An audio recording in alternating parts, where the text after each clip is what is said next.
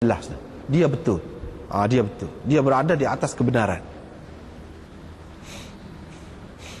Lepas tu dia cerita Khabbab ni di zaman Nabi SAW ni, mana siapa ke peringkat teruk tu, mana sahabat-sahabat pun pernah juga tanya, bila lah nak minta tolong dengan Tuhannya, bila lah nak minta doa untuk kita ni, berat benar dah kita ni.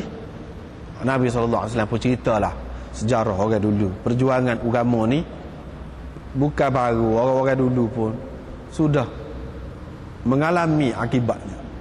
Mana siapa orang dulu, mana digali sekat ni dalam tanah tu, lepas tu mari gaji letak atas kepala. Nak murtad kau tak sih? Kalau murtad tak apa, kita buka gali semula. Kalau tidak belah dua, tak tinggal agama dia. Tuhan Nabi SAW ada ayat. Maknanya dia tidak bertaqiyah di sini, padahal dia dipaksa. Kalau nak kiranya dia pakai yang pertama tadi boleh, tidak jadi kafir dia sebenarnya, tidak jadi kafir. Tetapi dia pilih cara ni. Inilah menunjukkan orang tu kuat atas agama dia, pegang kuat dengan agama dia. Dia tidak ada tawar menawar dalam agama ni. Tidak boleh ditukar ganti agama dia dengan apa sekalipun. Itulah sejarahnya dulu. Tapi kamu mau cepat, Nabi SAW kata, gaduh. Benda ni kadang-kadang tak sampai masa dia, dia tak akan jadilah, sampai masa dia baru jadi. Walau bagaimanapun demi Allah, Allah akan menyempurnakan agama ni. Siapa-siapanya lagu mana? Orang naik kenderaan daripada Sana'a pergi ke Hadramaut. Sana'a itu di Yaman, pergi ke Hadramaut. Sebelah sini, sebelah timur ini. Pergi, dia tidak takut kecuali kepada Allah. Maknanya dia nak ceritanya di kawasan tu yang pada masa Nabi SAW tak nampak lagi Islam. Dia sudah cerita akan Islam. Dan orang pada masa tu tak akan takut apa-apa kecuali kepada Allah. Dan aman, betul-betul aman. Orang curi, orang perampok, gapo spoiler ni, maknanya dalam keadaan ketakutan belaka orang nak pergi mana-mana pun susah. Pada masa tu nya orang tak takut kecuali kepada Allah takut. Kecuali kalau nak takut pun, kalau hak jenis dunia ni takut serigala lah. Serigala tu muka tak ada hak tu. Hak tu kejadian dia dah, Allah SWT buat. Dia makan kambing, makan gapo. Kalau orang ada kambing, dia bimbang lah kambing ni. Tapi kalau nak bimbang kat orang, tak ada. Orang jadi baik belaka, jadi molek belaka. Pasal apa orang jadi Islam? Padahal pada ketika itu tak Islam lagi tu. Secara umumnya tak Islam lagi. Dia kata dah. Nak ceritanya sesuatu yang mula-mula tidak mendapat sambutan, kerap kali berlaku dalam sejarah ni, kemudiannya dia mendapat sambutan yang baik. Boleh berlaku begitu. Seperti Nabi SAW sendiri pun lagu tu. Artinya tak boleh gaduh lah, tak boleh gaduh. Tak boleh kata bila kita ni tidak mendapat pertolongan, maka Allah SWT tak kenal kita, tidak merestui kita. Hak kita buat tu tak molek, tak betul, tak mesti lagu tu. Nak tahu betul tak betul, tengok Quran dan Sunnah. Hak betul tu hak tu. Walaupun orang tak sokong, walaupun orang tak setuju. Kalau kita sekarang ni, dalam konteks kita sekarang ni. Babun fi bai'il mukrah wa nahwihi fil haqqi wa ghairihi. Ini bab Imam Bukhari nak pergi kepada fiqh pula lah. Hak tadi masalah iman, kufur, mengucapkan kalimat kufur. Ini kalau benda lain, jual beli, kalau dipaksa lagu mana, tak jadi belaka. Kalau paksa, tak jadi belaka. Segala-galanya disebutkan illa an takuna tijaratan an taradhim bainakum.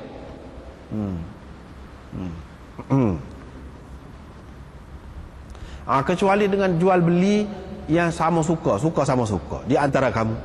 Hak tu je hak jadinya. Dalam Quran disebutkan begitu.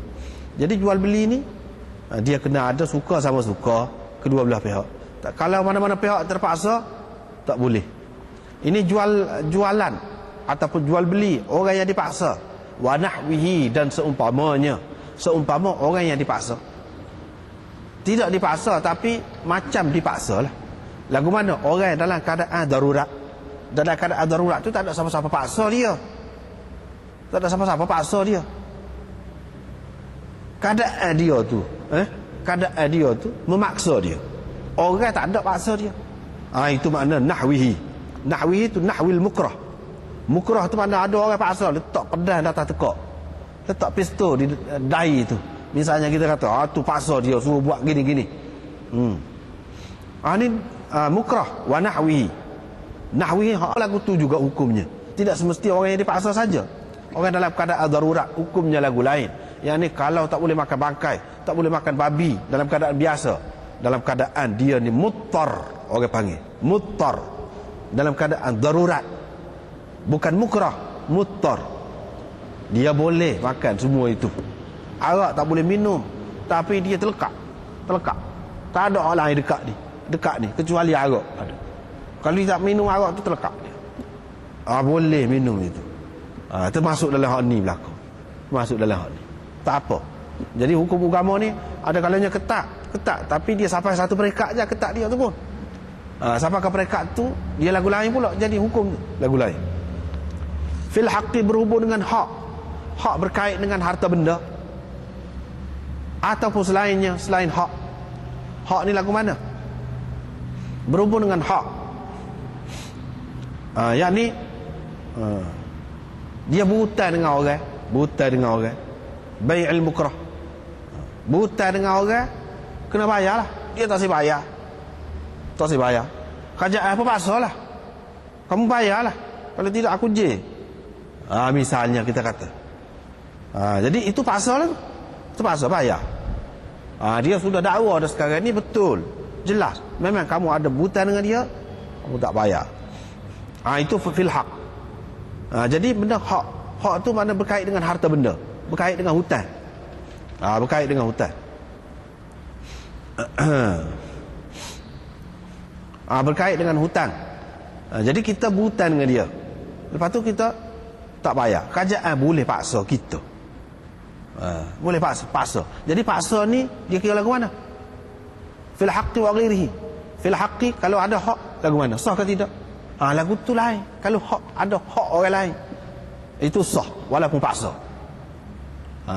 Tetapi kalau tidak ada hak orang lain pada kita tu, dia paksa kita supaya jual benda tu, kita tak boleh jual, tak jadi jual itu. Tapi kalau kerajaan paksa kerana ada hak orang lain, yang kita kena bayar ke dia, tak apa, jadi hak tu. Wa ghairihi, dan selain hak. Selain hak ni hak lain-lain. Hak lain-lain. Misalnya denda. Kalau buat gini-gini kena denda. Itu pun semacam paksaan jugalah. Kita tak ada hutang apa-apa dengan kerajaan, tapi silap yang langgar api tu. Api jalan tu merah tu, yang pergi litas macam dia pun denda kita. Itu macam terpaksa jugalah kita kena bayar. Jadi ke tidak tu? Kena bayar ke tidak? Sah ke tidak? Sah. Lagu tu sah. Boleh. Kalau nak kira kita tidak ada apa-apa, dia tidak ada apa-apa hak dia dengan kita, tak ada. Itu makna wa ghairihi. Dan banyak lagi lah selain daripada makna tu, banyak lagi huraian yang lain, banyak lagi lah. Riwayat daripada Abi Hurairah. Ini cerita Rasulullah sallallahu alaihi wasallam. Raya keluar tubik, kita pergi dekat orang Yahudi. Pergi situ, panggil lah. Jadi Rasulullah sallallahu alaihi wasallam kata kepada orang Yahudi, sesiapa yang berasa perlu terhadap mana-mana harta dia nak jual, boleh jual, nak jual. Lepas pada ni, harta dia, tanah dia, harta tetap dia tak boleh ambil, tinggal nak buat, nak halal dia ni daripada tempat dia. Sebabnya banyaklah sebabnya. Jadi kita nak cerita ni sininya. Jadi bumi ni hak Allah dan Rasulnya. Hak Allah dan Rasulnya. Jadi bukan hak dia lagi. Jadi kerajaan rampas tanah. Jadi di sini menunjukkan bahawa kerajaan boleh merampas tanah tu, kerana sebab-sebab yang munasabah daripada rakyat dia. Kerana sebab-sebab yang munasabah. Misalnya di sini dia rampas. Tetapi sebelum pada tu, kalau dia nak jual kuda dia kau gapo boleh jual, nak jual. Tapi kalau tak jual, dia tinggal situ, semua jadi hak kerajaan belaka. Nabi sallallahu alaihi wasallam paksa ke ni? Tidak paksa. Paksa ke dia jual? Tak paksa. Itu yang dikatakan bai'il mukrah wa nahwihi fil haqqi wa ghairihi. Fil haqqi wa ghairihi itu masuk dalam ghairihi di situ tu. Di sini tidak ada dalam takrif paksa tu, sebab kalau paksa tu macam nak bunuh dia. Ini tidak, siapa kalau dia tidak jual, apakah Nabi akan bunuh dia?